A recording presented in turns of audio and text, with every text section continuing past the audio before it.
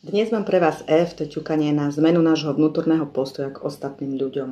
Od frustrácie a posudzovania k pochopeniu a súcitu. Poďme na to. Aj keď si niekedy myslím, že ľudia sú hlúpi a nechápem ich, prijímam sa presne taká, aká som. So všetkými mojimi pocitmi. A otváram sa možnosti pochopiť ich. Neviem, prečo ma tak hnevá, keď ľudia rozmýšľajú inak ako ja. Možno sa bojím, že ak sú iní, ohrozujú môj spôsob myslenia. Možno som sa naučila posudzovať, aby som sa cítila múdro a bezpečne. Ale nie všetko je vždy také čierno-biele.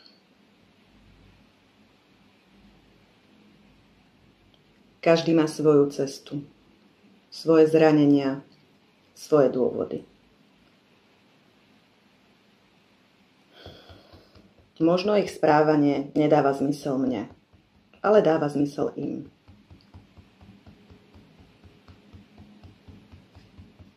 Som otvorená tomu, uvidieť ich cez optiku pochopenia, nie posudzovania.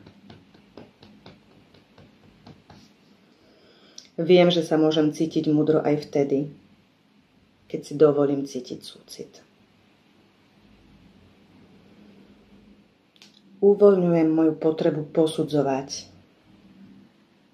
a vyberám si pokoj, pochopenie a spojenie. Dovoľujem si vidieť ľudí cez optiku porozumenia.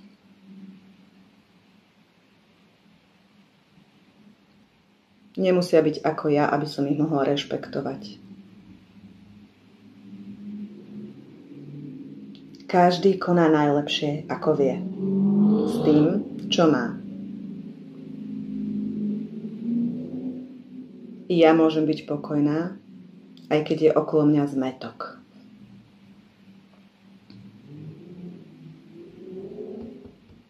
Uvoľňujem potrebu posudzovať a vyberám si súcit.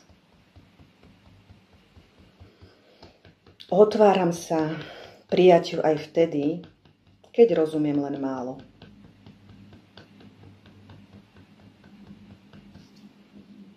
Volím si pochopenie, vyberám si súcit a lásku. Nádych,